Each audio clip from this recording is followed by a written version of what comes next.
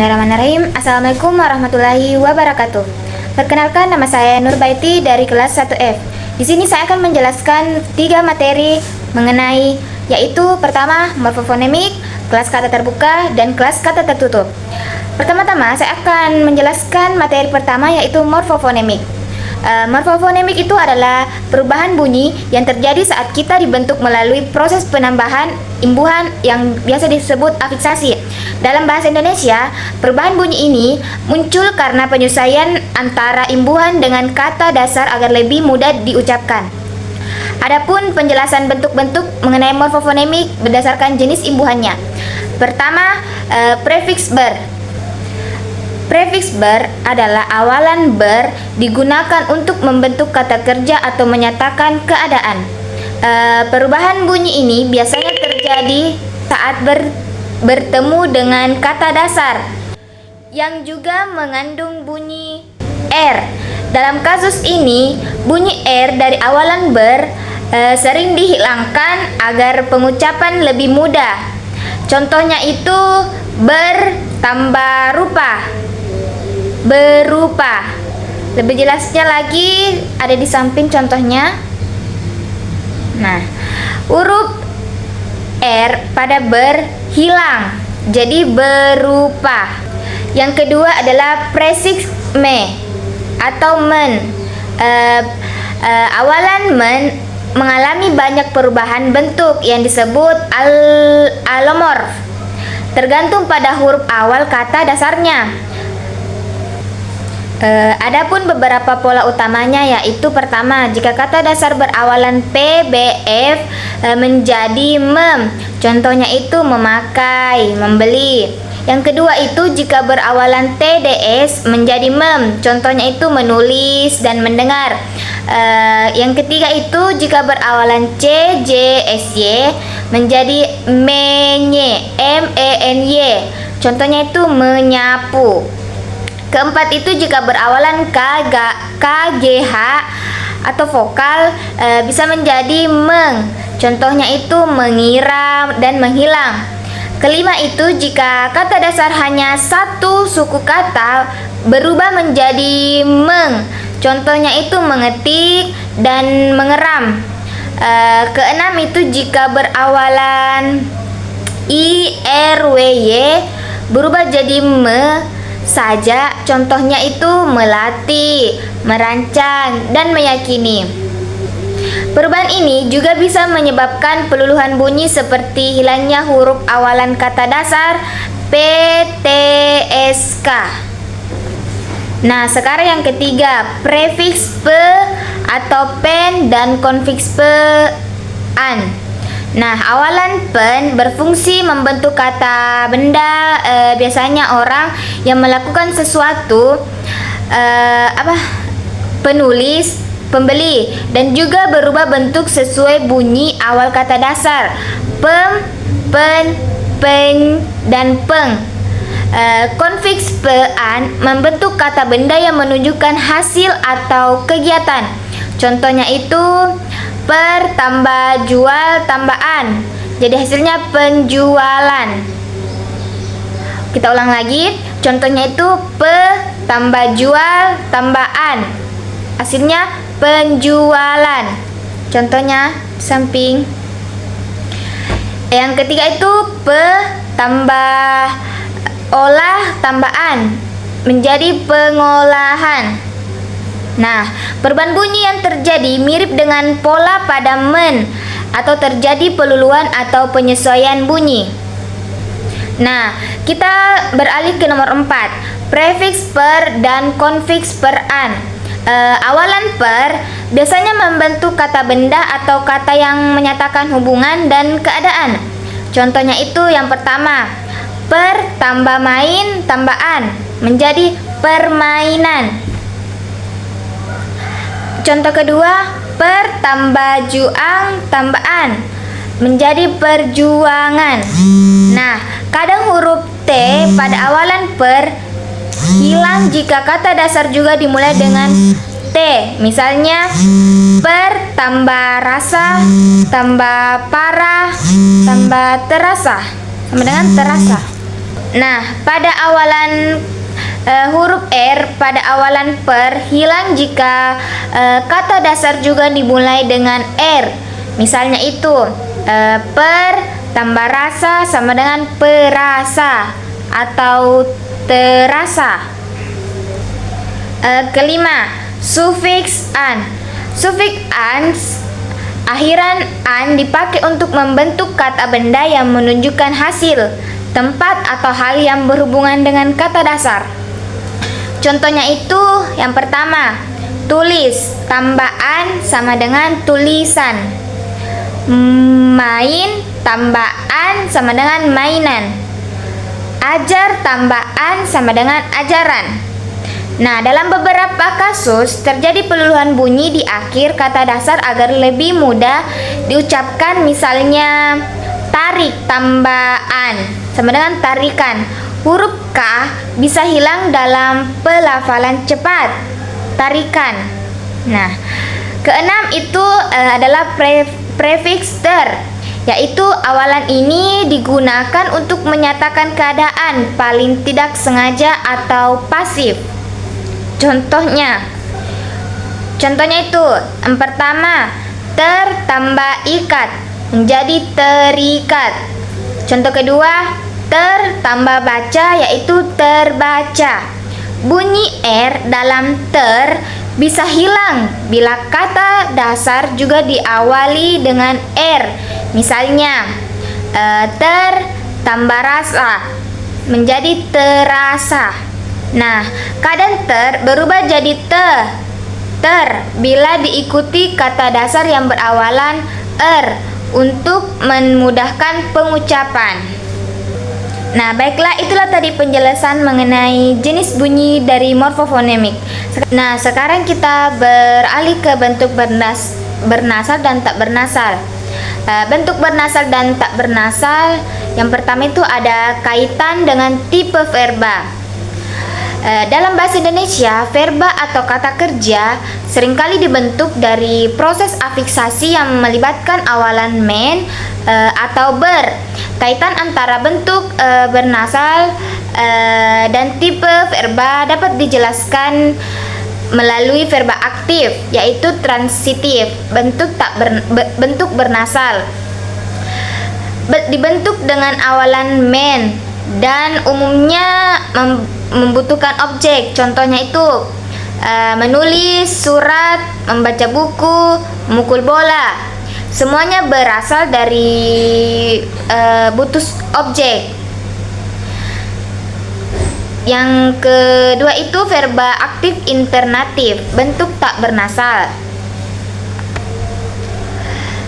Verba aktif intransif atau biasa disebut bentuk tak bernasal. Umumnya memakai awalan ber atau ter dan tidak memerlukan objek. Contohnya itu berjalan, berdiri, berjalan, berlari, tertawa, tidak memerlukan objek langsung. Jadi, bentuk bernasal cenderung membentuk verba transitif, sedangkan bentuk tak bernasal lebih sering membentuk verba intransif. Nah, yang kedua itu adalah kaitan dengan upaya pembentukan istilah. Dalam pembentukan istilah baru atau biasa disebut terutama istilah ilmiah dan teknis, pemilihan bentuk bernasal atau tak bernasal berperan penting untuk menjaga kejelasan makna dan keserasian bunyi. Contohnya bisa kalian lihat di samping.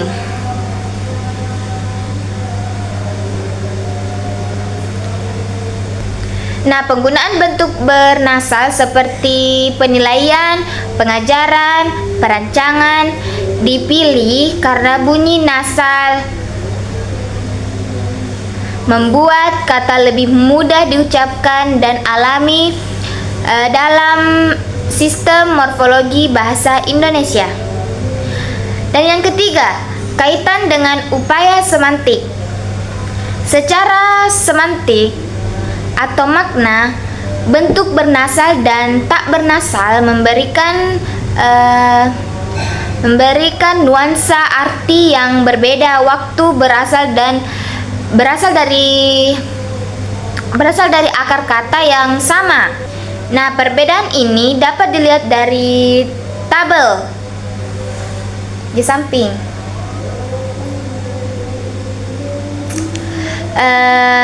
Misalnya yang pertama, menulis, kegiatan aktif menghasilkan tulisan.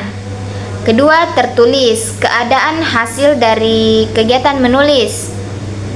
Ketiga itu penulisan, proses menulis.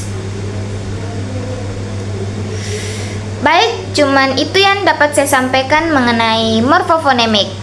Baiklah, di sini saya akan menjelaskan mengenai materi kelas kata terbuka. Kelas kata menurut Kamus Besar Bahasa Indonesia adalah kelas atau gabungan atau biasa disebut kategori kata berdasarkan bentuk, fungsi, atau maknanya.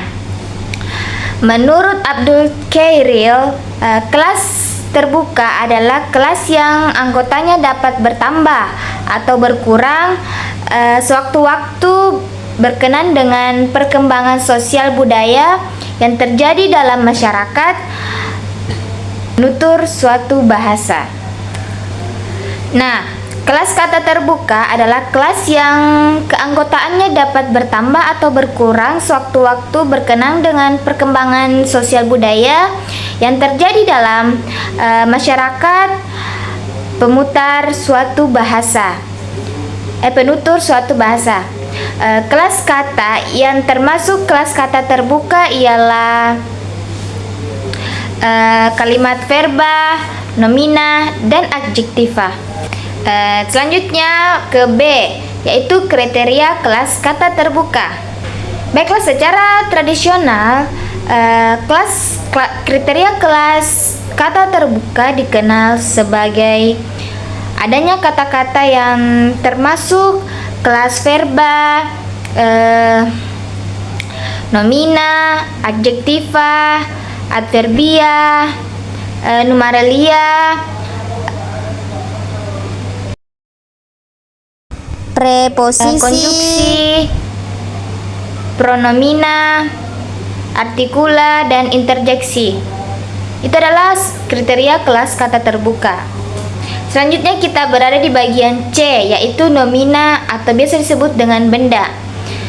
Nomina adalah kata benda atau kata nama, adalah kelas kata yang menyatakan nama dari seseorang, tempat, atau semua benda dan segala yang dibendakan.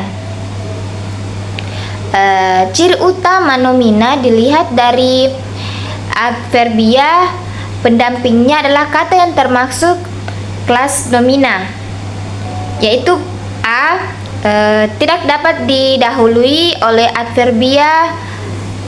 B, tidak dapat didahului oleh adverbia derajat atau biasa atau agak, paling, sangat, dan lain-lain. C, tidak didahului oleh adverbia keharusan, wajib. Contohnya yaitu kucing, pensil. Kedua contoh ini adalah termasuk nomina karena kata-kata tersebut tidak bisa didahului oleh kata tidak, agak, dan lain-lain. Nah, selanjutnya kita beralih ke bagian D, verba, yaitu kata kerja. Verba atau kata kerja adalah kelas kata yang merupakan suatu tindakan, keberadaan, pengalaman, atau pengertian dinamis lainnya. Jenis kata ini umumnya menjadi predikat dalam suatu frasa atau kalimat. Ciri utama verba dilihat dari adverbia. Pendampingnya adalah kata yang termasuk kelas kata verba. Yang pertama, A, dapat didampingi adverbial negasi, tidak, dan tanpa. B. Dapat didampingi semua adverbia frekuensi atau orang, jarang, kadang-kadang. C. Tidak dapat didampingi oleh kata bilangan dengan penggolongannya. D. Tidak dapat didampingi oleh semua adverbial derajat, sudah, sedang, tengah. E. Dapat didampingi oleh semua adverbia kala atau tenses. Nah, kita lanjut ke bagian E, yaitu adjektiva atau biasa disebut dengan sifat atau keadaan. Nah, adjektiva ini atau kata sifat adalah kelas kata yang mengubah nomina atau pronomina. Biasanya dengan menjelaskannya atau membuatnya menjadi lebih spesifik. Nah, kata sifat dapat menerangkan kuantitas, kecukupan, urutan, kualitas, maupun penekanan suatu kata. Contoh kata sifat antara lain adalah keras, jauh, dan kaya. Nah, itulah tadi penjelasan singkat dan bagian-bagian mengenai kelas kata terbuka. Selanjutnya kita beralih ke materi kelas kata tertutup. Baiklah, sekarang kita masuk ke materi ketiga, yaitu klasifikasi kelas kata tertutup. Pertama yaitu bagian A, pengertian adverbia atau kata keterangan. Adverbia adalah kata keterangan yang fungsinya memberikan penjelasan atau keterangan pada kata verba atau kata kerja, adjektiva, kata sifat, dan nomina, predikat, atau nomina yang berfungsi sebagai predikat. Nah, adapun bentuk dan contoh adverbia, yaitu pertama A, adverbia bentuk tunggal. Adverbia bentuk tunggal terdiri dari kata dasar, kata berafiks, dan kata ulang. Yang pertama itu adverbia tunggal berupa kata dasar. Adverbia tunggal berupa kata dasar terdiri atas satu kata dasar. Adverbia jenis ini tergolong kelompok kata tertutup serta jumlahnya amat terbatas.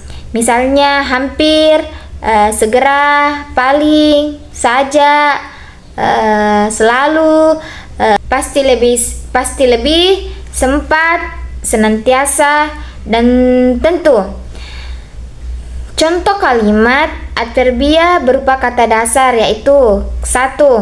Orang itu sangat baik. 2. Adiknya sangat cantik.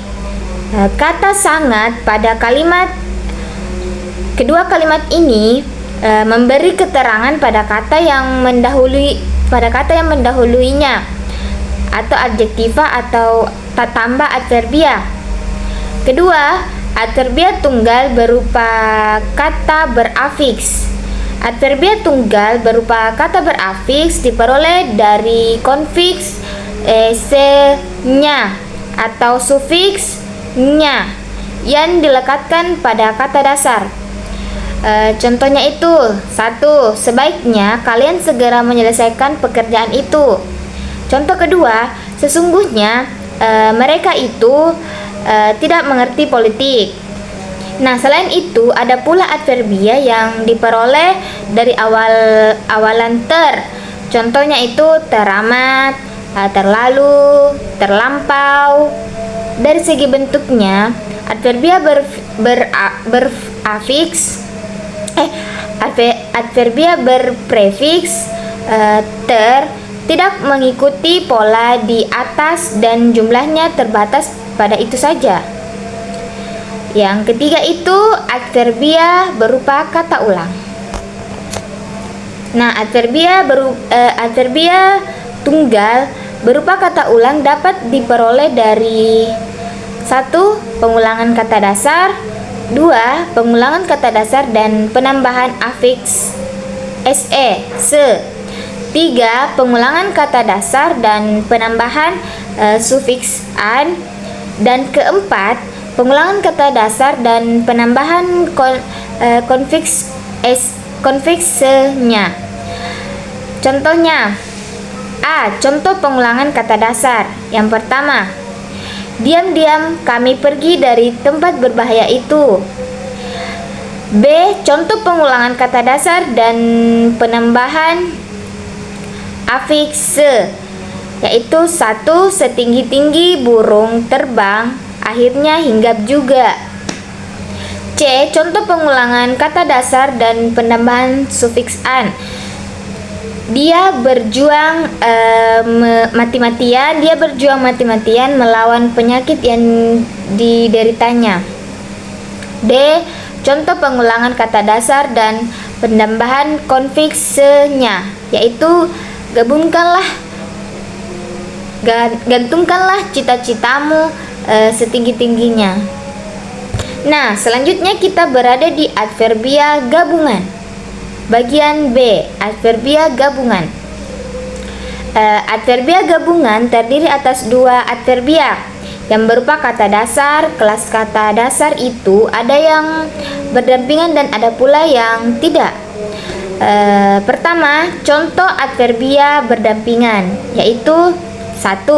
Aku agak malas mengunjunginya, lagi pula rumahnya jauh dari sini.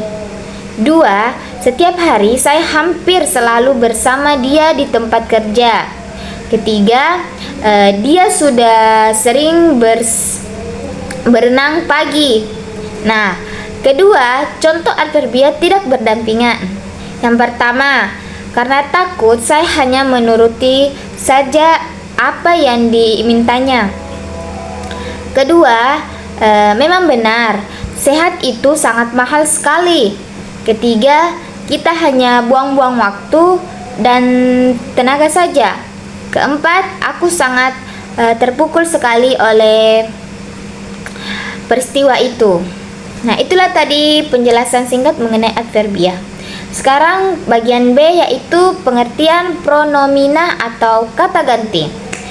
Pronomina adalah kata ganti yang sebenarnya merujuk pada beberapa konteks, mulai dari orang, kata ganti tunjuk, kata ganti hubung, hingga kata ganti tanya. Adapun jenis pronomina yaitu ada 5 menurut Abdul Khairil dalam bukunya. Yang pertama itu 1. Pronomina personalia atau kata ganti orang. Kedua, pronomina posesif atau kata ganti milik. Ketiga, pronomina demonstratif atau kata ganti petunjuk. Keempat itu pronomina relatif atau kata ganti penghubung. Kelima itu pronomina interogatif atau kata ganti penanya. Adapun contohnya yaitu 1. Saya akan berangkat ke Surabaya pada malam hari. Itu sama dengan kata ganti orang. Contoh kedua, pekerjaanku sedang diperiksa oleh guru. Itu kata ganti milik. Contoh ketiga, ini kakak saya yang kedua, yaitu kata ganti petunjuk. Yang keempat, pohon mangga yang di taman setahun lalu sudah tumbuh subur. Ini menunjukkan kata ganti hubung. Baiklah, cuman itu saja yang dapat saya jelaskan mengenai pengertian pronomina atau kata ganti. Selanjutnya kita beralih ke bagian C. C itu adalah pengertian numeralia atau biasa disebut dengan kata bilangan. Numeralia atau kata bilangan adalah kata yang menyatakan jumlah benda atau urutannya dalam suatu deretan. Sedangkan menurut Kamus Besar Bahasa Indonesia, numeralia berarti kata atau fra jenis numeralia. Numerelia dibagi menjadi dua jenis, yaitu yang pertama, satu, yaitu kata bilangan takrif atau biasa dibilang kata bilangan ini digunakan untuk menyatakan jumlah. Kata bilangan takrif dibagi lagi menjadi dua macam, yaitu kata bilangan utama dan kata bilangan tingkat. Yang kedua, kata bilangan takrif, yaitu kata bilangan ini digunakan untuk menyatakan jumlah yang tidak tentu atau yang tidak jelas, yang menunjukkan bilangan atau kuantitas. Contoh numerelia. Numerelia gugus bisa juga disebut kata bilangan gugus dan digunakan untuk menyebutkan kelompok jumlah satuan. Contohnya seperti di samping.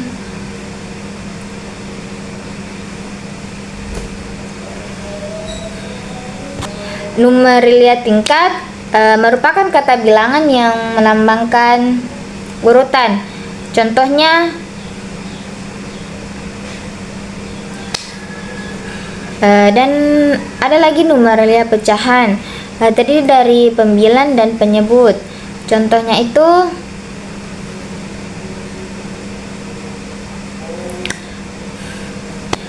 numerelia penuh, yaitu merupakan kata bilangan utama yang menyatakan jumlah tertentu dan bisa terdiri dari dan bisa berdiri sendiri tanpa bantuan kata lain. Contohnya, dan ada juga yang namanya numerelia takrif. Contohnya itu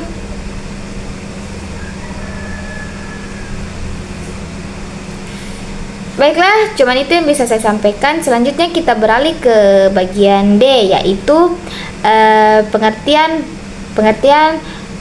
preposisi. Nah, preposisi atau kata depan adalah kata yang secara sintaksis terdapat di depan nomina, adjektiva atau adverbia, dan secara semantis menandai hubungan makna antara konstituen di depan dan di belakang preposisi tersebut. Preposisi berada di depan nomina, adjektiva atau adverbia sehingga terbentuk frasa preposisional.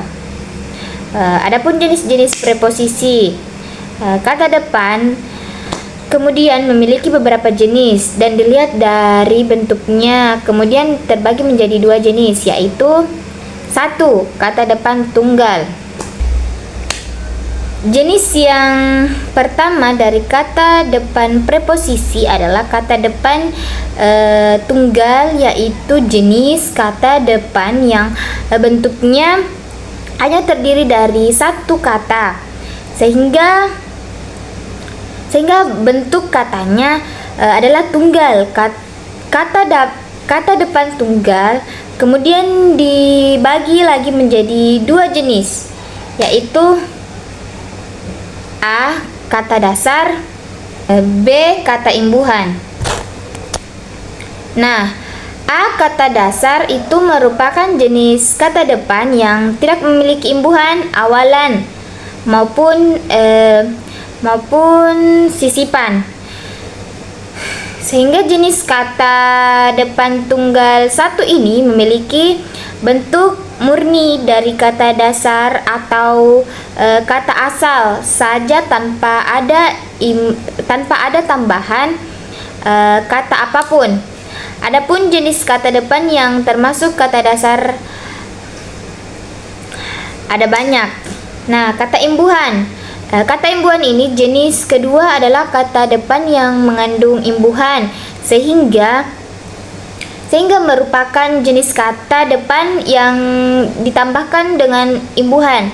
Bentuknya kemudian berkembang sesuai dengan imbuhan yang dipakai dan kemudian mempengaruhi fungsi dari kata depan tersebut. Selanjutnya kita akan menjelaskan mengenai konjungsi. Konjungsi atau kata hubung.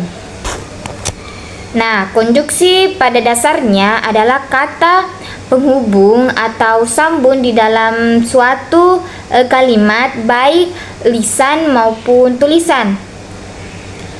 Namun, secara umum konjungsi adalah kata yang bertugas untuk menghubungkan antara satu kata dengan kata lainnya agar berkesinambungan. Konjungsi diibaratkan sebagai rantai yang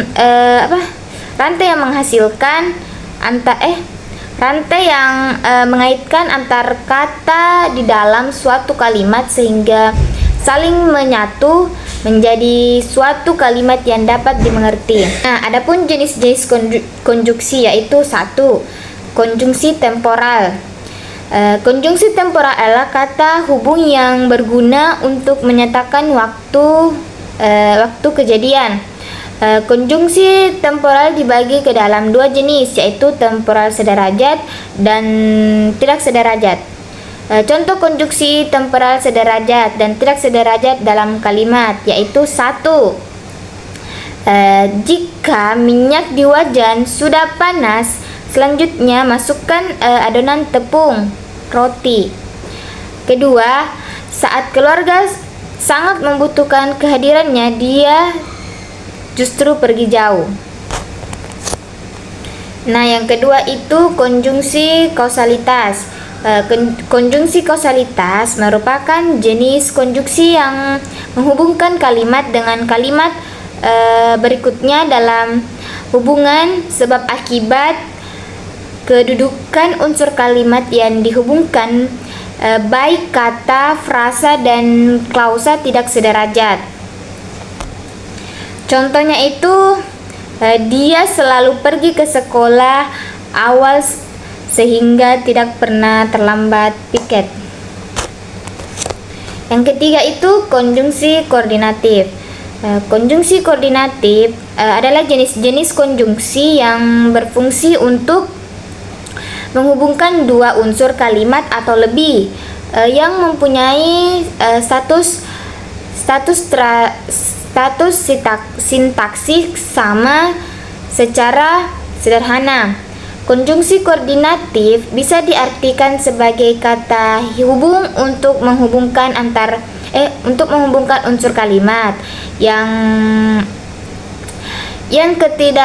kedudukannya setara, misalnya kata dengan kata, klausa dengan klausa, dan frasa dengan frasa setara. Adapun contohnya yaitu ibu sedang mencari kakak dan adik yang tadi pagi pergi bermain. Nah, selanjutnya yang keempat itu adalah konjungsi. Nah, selanjutnya itu yang keempat yaitu konjungsi subordinatif. Konjungsi subordinatif adalah kata hubung yang berfungsi untuk menghubungkan beberapa klausa di mana masing-masing klausa tidak mempunyai status sintaksis sama atau kedudukan klausa tidak setara. Salah satu klausa berkedudukan sebagai klausa subordinatif yang mengikuti klausa utama. Selanjutnya yaitu konjungsi korelatif. Yang kelima itu konjungsi korelatif. Dalam teks bahasa baku bahasa Indonesia, konjungsi korelatif adalah sepasang konjungsi koordinatif yang menghubungkan kata, frasa, atau klausa yang memiliki status sintaksis yang sama.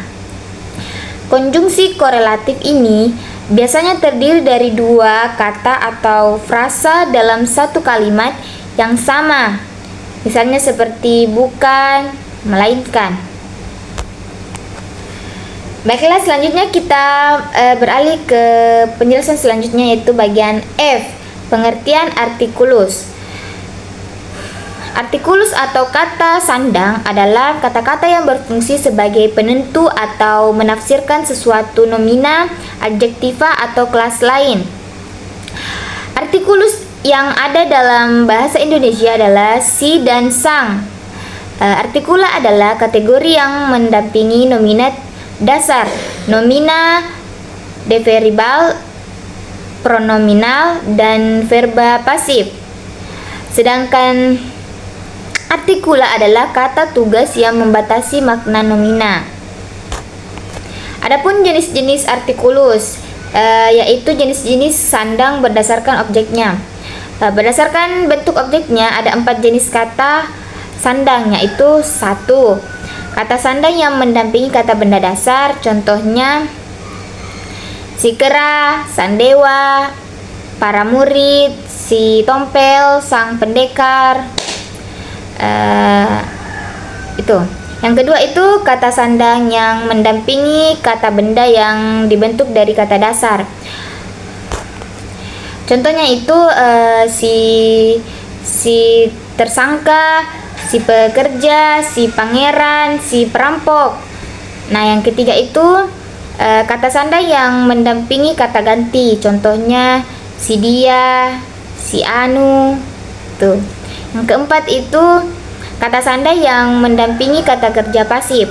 Contohnya si terdakwa, kaum teraniaya, kaum terpinggirkan. Nah, selanjutnya kita ke bagian pengertian interjeksi. Interjeksi atau kata seru adalah kata yang mengungkapkan perasaan dan maksud seseorang. Misalnya a dan adu, atau melambangkan tiruan bunyi, makna meong. Bentuk ini biasanya tak dapat diberi afiks dan tidak memiliki dukungan sintaksis. Dengan bentuk lain, secara struktural, interjeksi tidak mempunyai jalinan dengan unsur kalimat lain. Oleh karena itu, pengertian setelah kata interjeksi harus dibubuhi koma. Nah, adapun contoh kalimat interjeksi, yaitu merupakan beberapa contoh dari kalimat interjeksi atau kalimat seru yang sering dijumpai dan dalam kehidupan sehari-hari. Yang pertama itu 1. Alangkah bodohnya aku selama ini. Tanda seru. Kedua, betapa mulianya hatimu, nak. Ketiga, bukan main, ulahnya anak itu. Contohnya bisa dilihat kalian sendiri ya. Nah, selanjutnya pengertian partikel. H. Pengertian partikel.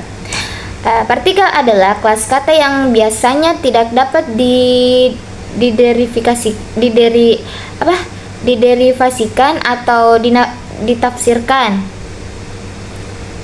Nah, selanjutnya bagian H, pengertian partikel.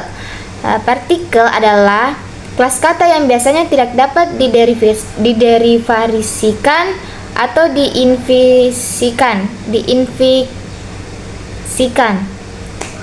serta mengandung makna gramatikal dan tidak mengandung makna leksikal. Oleh karena itu, partikel tidak dikelompokkan ke dalam kelas kata yang dapat terinfeksi seperti nominal, pronominal, verba, dan artikel. Baiklah, cuman itu yang bisa saya sampaikan mengenai kelas kata tertutup. Baiklah, itulah tadi penjelasan mengenai materi morfofonemik, kelas kata terbuka, dan kelas kata tertutup. Mohon maaf jika ada kesalahan kata yang saya ucapkan. Lebih dan kurangnya mohon dimaafkan. Wabillahi taufik wal hidayah. Wassalamualaikum warahmatullahi wabarakatuh.